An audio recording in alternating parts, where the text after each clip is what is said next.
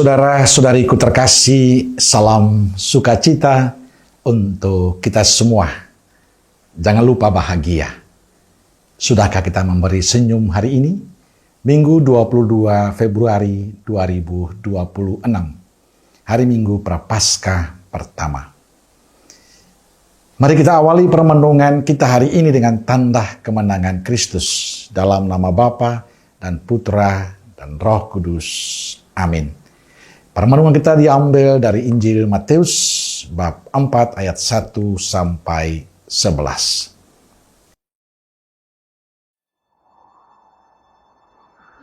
Maka Yesus dibawa oleh Roh ke padang gurun untuk dicobai iblis. Dan setelah berpuasa 40 hari dan 40 malam, akhirnya laparlah Yesus. Lalu datanglah si pencoba itu dan berkata kepadanya, "Jika engkau anak Allah, perintahkanlah supaya batu-batu ini menjadi roti." Tetapi Yesus menjawab, "Ada tertulis, manusia hidup bukan dari roti saja, tetapi dari setiap firman yang keluar dari mulut Allah." Kemudian iblis membawanya ke kota suci dan menempatkan dia di bubungan bait Allah.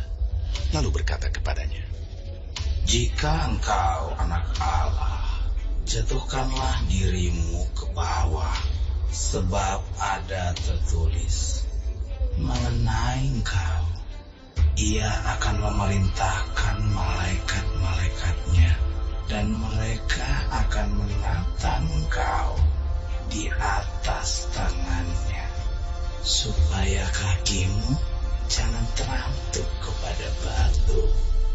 Yesus berkata kepadanya, Ada pula tertulis, janganlah engkau mencobai Tuhan Allahmu.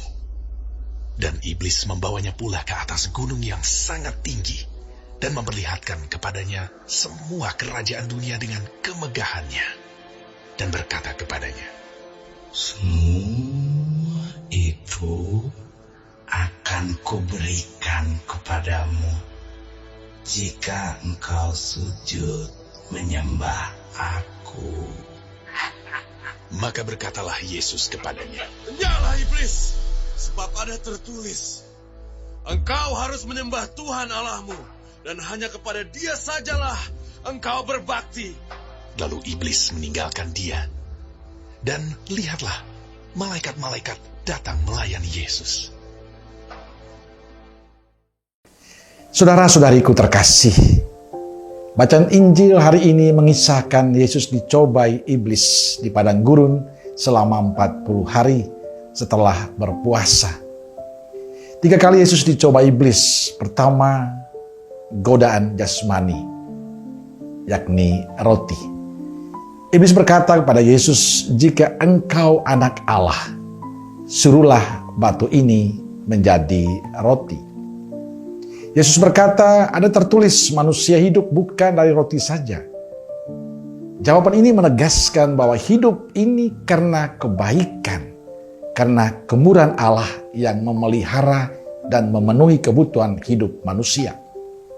Maka hidup ini bergantung penuh pada kebaikan Allah, meski situasi tidak menjanjikan apapun. Kebaikan Allah menjadi dasar kehidupan kita. Kedua, godaan kesombongan. Iblis membawa Yesus ke satu tempat yang tinggi. Iblis berkata, "Jika engkau putra Allah, jatuhkanlah dirimu ke bawah.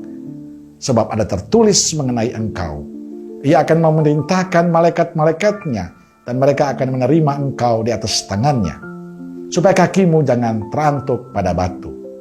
Tapi Yesus tidak terpengaruh oleh godaan itu, karena Yesus tidak pernah ragu akan perlindungan Bapanya.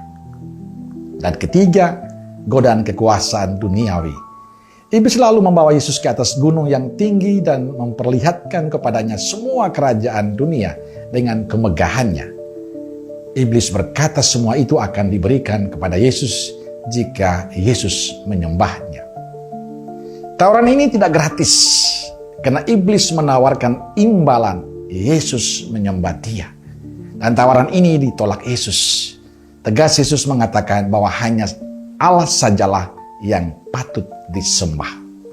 Saudaraku terkasih, Yesus dapat mengatasi semua godaan yang ditujukan padanya. Mengapa Yesus tidak tergoda dengan semua tawaran iblis, padahal semuanya menarik?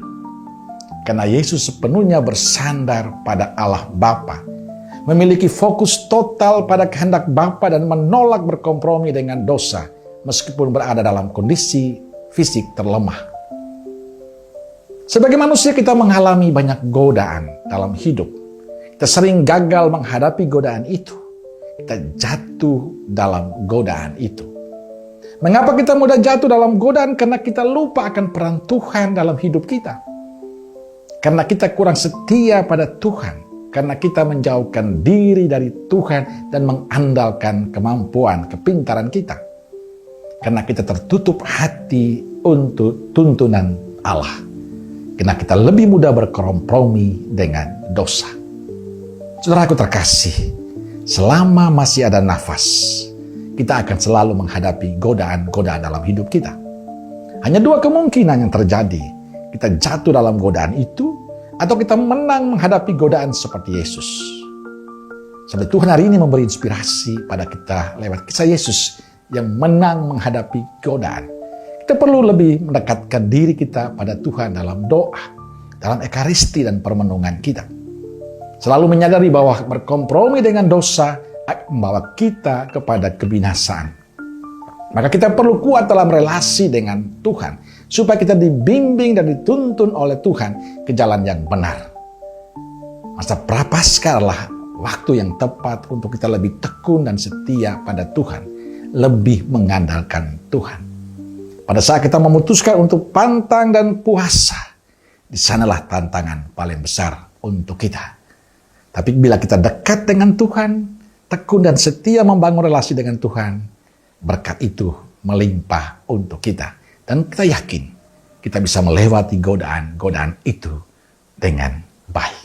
Karena Tuhan membimbing dan menuntun kita. Amin. Semoga Allah yang Maha Kasih memberkati saudaraku sekalian, Bapa, Putra, Roh Kudus. Amin.